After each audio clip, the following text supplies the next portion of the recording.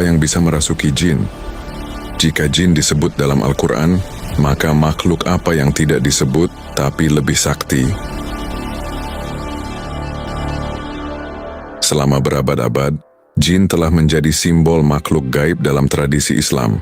Disebut dalam Al-Quran, dibahas dalam hadis, dan menjadi bagian dari cerita rakyat di seluruh dunia Islam. Tapi satu hal yang jarang dipertanyakan adalah, apakah jin benar-benar makhluk gaib yang paling sakti? Dalam surah Al-Jin Allah berfirman, "Dan sesungguhnya di antara kami ada yang taat dan ada pula yang menyimpang dari kebenaran." Quran Surat Al-Jin ayat 14. Ayat ini menunjukkan bahwa jin memiliki akal, kehendak, bahkan agama. Mereka bisa taat, bisa durhaka. Tapi jika jin memiliki pilihan, maka siapa yang menciptakan sistem di atas mereka? Siapa yang mengawasi mereka? Siapa yang bisa menundukkan mereka? Dalam tafsir Ibnu Katsir, jin disebut mampu mencuri berita langit sebelum dijaga oleh meteor. Mereka terbang ke langit, mencuri informasi dari malaikat, lalu menyampaikannya kepada para dukun dan tukang sihir. Tapi jika mereka bisa mencuri, siapa yang mereka curi dari? Dan siapa yang mengizinkan mereka untuk terbang ke langit? Pertanyaan ini membuka pintu ke dunia yang lebih dalam. Dunia yang tidak hanya dihuni oleh jin dan manusia. Dunia yang disebut dalam sebagian tafsir, tapi sengaja disembunyikan dalam banyak kajian. Dunia yang hanya bisa disentuh oleh mereka yang berani bertanya dan berani membuka lembaran yang telah lama ditutup. Dalam manuskrip tua yang disimpan di perpustakaan tersembunyi Baghdad, disebutkan bahwa jin hanyalah satu dari 7 lapisan makhluk gaib. Sebagian dari lapisan itu tidak memiliki nama, sebagian tidak bisa disebut, dan sebagian tidak bisa diusir.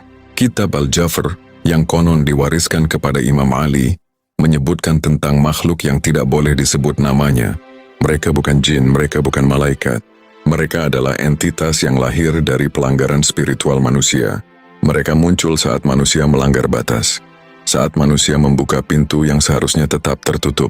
Dan malam ini, kita akan membuka tabir mereka, satu persatu, dari yang dikenal hingga yang tak terduga. 6 makhluk gaib yang kekuatannya melampaui jin. 6 entitas yang disebut dalam tafsir, dalam hadis, dalam manuskrip tua, tapi jarang dibahas. 6 makhluk yang tidak hanya mengintai, tapi juga mempengaruhi sejarah, mimpi, dan bahkan takdir manusia. Mereka tidak datang dari luar, mereka lahir dari dalam, dan mereka tidak bisa diusir. Apakah kamu pernah merasa diawasi, padahal kamu sendirian? Apakah kamu pernah mendengar bisikan, padahal tidak ada siapa-siapa? Jika iya, maka kamu sudah pernah disentuh oleh mereka, dan kamu tidak sendirian. Jin, standar gaib yang sudah terkenal jin, nama yang sudah akrab di telinga umat Islam. Makhluk gaib yang disebut berulang kali dalam Al-Quran. Mereka bukan mitos, mereka bukan dongeng, mereka nyata. Mereka hidup berdampingan dengan manusia meski tak terlihat. Tapi, apakah kita benar-benar mengenal mereka? Dalam surah Ar-Rahman Allah berfirman, dan Dia menciptakan jin dari nyala api. Quran Surat Ar-Rahman ayat 15. Jin diciptakan dari api, tapi bukan api biasa. Api tanpa asap. Api yang membara tapi tak terlihat. Mereka memiliki akal, kehendak, bahkan agama. Ada jin muslim, ada jin kafir. Ada jin yang taat, ada jin yang membangkang. Mereka menikah, beranak pinak, dan memiliki komunitas sendiri. Tapi mereka juga bisa melihat manusia, sementara manusia tidak bisa melihat mereka. Dalam surah Al-Jin Allah mengabadikan ucapan mereka, dan sesungguhnya di antara kami ada yang taat dan ada pula yang menyimpang dari kebenaran. Quran Surat Al-Jin ayat 14. Ayat ini menunjukkan bahwa jin memiliki pilihan. Mereka bisa memilih jalan lurus atau jalan sesat. Mereka bisa menjadi sahabat atau musuh.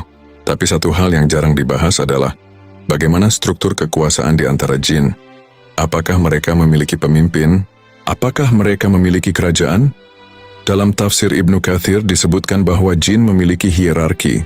Ada jin biasa, ada jin marit, jin raksasa yang membangkang. Ada ifrit, jin elit yang sangat kuat dan cepat. Bahkan dalam kisah Nabi Sulaiman, ifrit menawarkan diri untuk memindahkan singgasana Ratu Balqis dalam sekejap. Ini bukan kekuatan biasa. Ini kekuatan yang melampaui logika manusia. Tapi jin bukan hanya makhluk gaib yang kuat. Mereka juga cerdas. Mereka bisa mencuri informasi dari langit. Dalam hadis riwayat Bukhari, Rasulullah bersabda bahwa jin dahulu mencuri berita dari malaikat, lalu menyampaikannya kepada para dukun.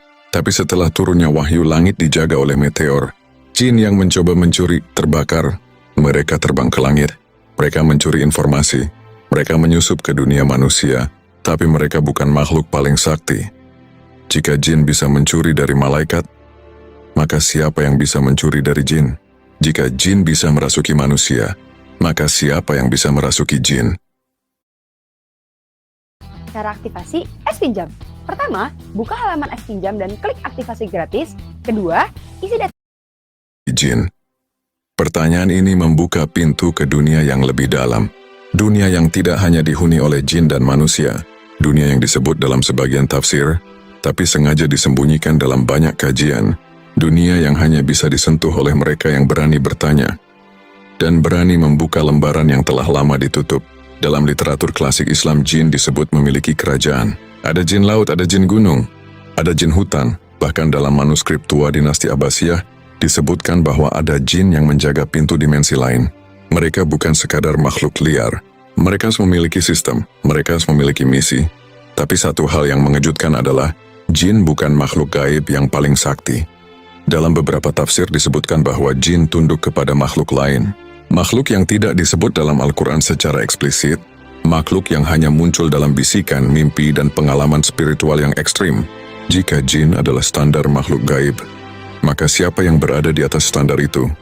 Inilah yang akan kita bahas dalam bab-bab berikutnya. Makhluk-makhluk yang kekuatannya melampaui jin, makhluk yang tidak bisa dijinakan, makhluk yang tidak bisa diusir dengan ruqyah biasa, makhluk yang tidak disebut tapi ada, dan mereka sedang mengintai. Khannas, bayangan yang berbisik min syarril waswasil khannas. Dari kejahatan bisikan setan yang bersembunyi. Kita membaca ayat ini hampir setiap hari. Dalam surah An-Nas, Allah menyebut satu makhluk yang sangat spesifik, Khannas. Tapi siapa sebenarnya Khannas? Apakah ia hanya simbol dari godaan? Ataukah ia adalah entitas nyata yang beroperasi di balik kesadaran manusia? Khannas bukan jin biasa. Yang bukan sekadar petim bisik, ia adalah di makhluk yang bersembunyi. Kata Khannas berasal dari akar kata Arab yang berarti mundur perlahan, menyelinap, bersembunyi di balik bayangan. Ia tidak menyerang secara frontal. Ia menyusup, ia menunggu, ia mengintai saat manusia lengah. Dalam tafsir Al-Qurtubi, Khannas dijelaskan sebagai makhluk yang bersembunyi di dalam hati manusia.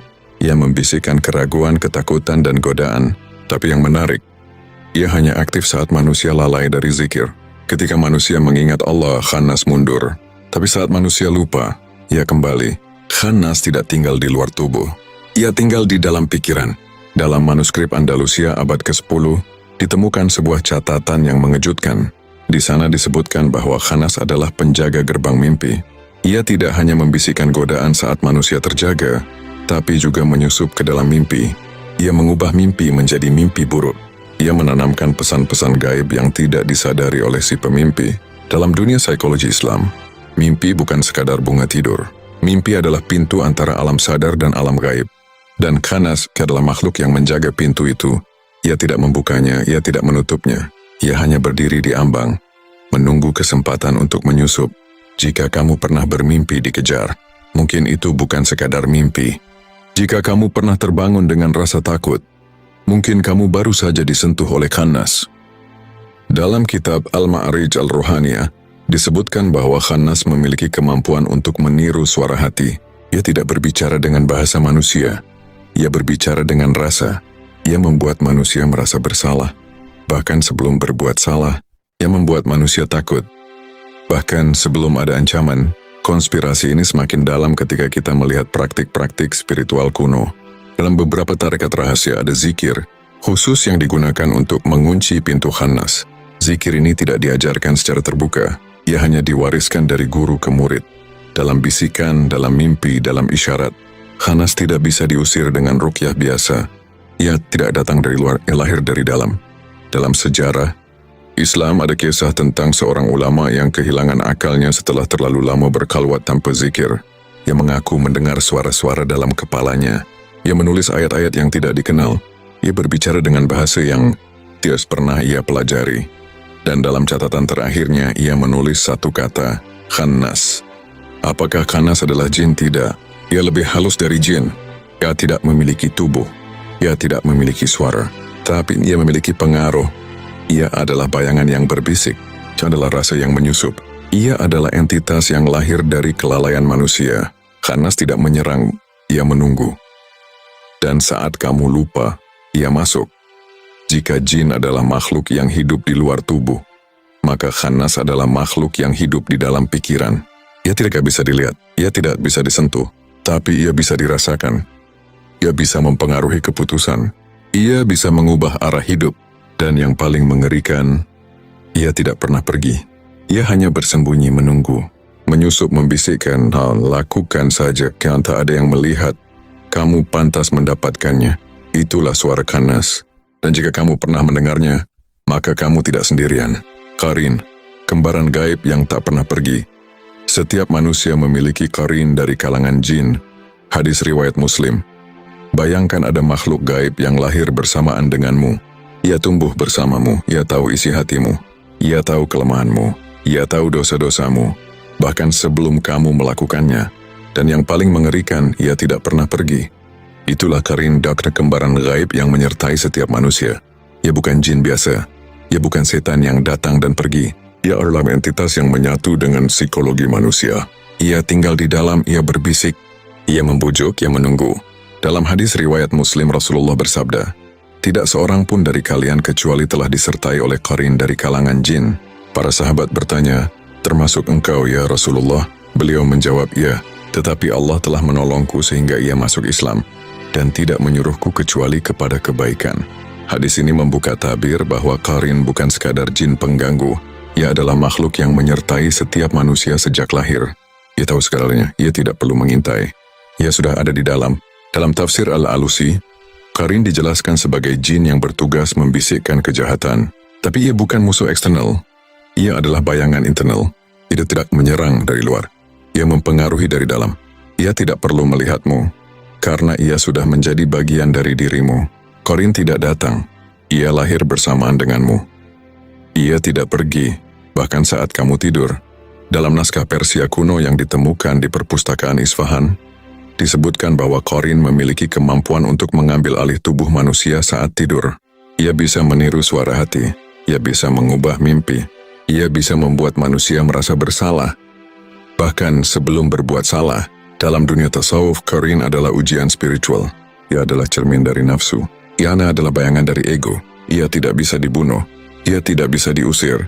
Ia hanya bisa ditundukkan dengan zikir, dengan taubat, dengan mujahadah. Jika kamu pernah merasa ingin berbuat dosa, padahal kamu sedang tenang, mungkin itu bisikan qarin. Jika kamu pernah merasa takut tanpa sebab, mungkin itu bayangan qarin. Konspirasi tentang qarin semakin dalam ketika kita melihat praktik-praktik sihir kuno. Dalam beberapa ritual disebutkan bahwa penyihir bisa berkomunikasi dengan qarin orang lain. Mereka bisa memanggilnya, mereka bisa menawarinya kekuatan. Dan jika qarin menerima, maka manusia yang disertainya akan kehilangan kendali. Dalam kitab Al-Mufradat karya Raghib Al-Isfahani, disebutkan bahwa qarin adalah makhluk yang tidak bisa dipisahkan kecuali oleh kematian. Tapi bahkan setelah kematian, qarin tidak lenyap. Ia kembali ke alamnya, ia membawa catatan. Ia membawa jejak, dia menjadi saksi. Qarin tidak hanya menyertai, ia juga mencatat. Ia tahu niatmu, bahkan sebelum kamu mengucapkannya. Dalam sejarah Islam, ada kisah tentang seorang wali yang mampu melihat qarin orang lain. Ia menyebut qarin sebagai bayangan gelap di belakang mata. Ia bisa melihatnya saat seseorang berbicara. Ia bisa merasakannya saat seseorang berdusta. Dan ia berkata qarin tidak bisa berbohong, karena ia tahu kebenaran. Dalam beberapa tarekat ada latihan khusus untuk mengenali bisikan qarin. Latihan ini tidak diajarkan secara terbuka. Ia diwariskan dalam diam, dalam mimpi, dalam isyarat, karena mengenali qarin berarti mengenali sisi tergelap dari diri sendiri. Qarin bukan musuh, ia adalah cermin. Dan cermin tidak pernah berbohong. Jika jin adalah makhluk yang hidup di luar tubuh, maka qarin adalah makhluk yang hidup di dalam jiwa. Ia tidak bisa dilihat. Ia tidak bisa disentuh, tapi ia bisa dirasakan. Ia bisa mempengaruhi keputusan.